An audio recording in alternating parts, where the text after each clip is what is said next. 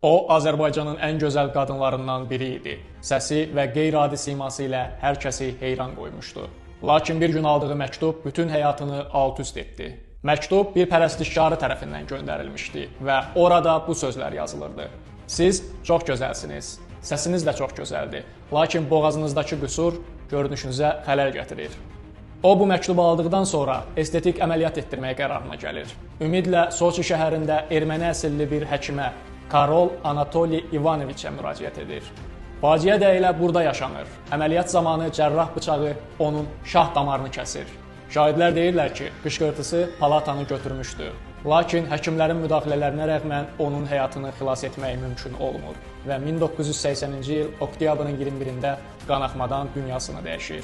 Onun ölümünün səbəbkarı erməni əsilli həkim Karol isə 9 il azadlıqdan məhrum edilir. Erməni həkimin səhlənkarlığının qurbanı olan bu böyük sənətkarımız Nəzakət Məmmədovadır. Ruhu şad olsun.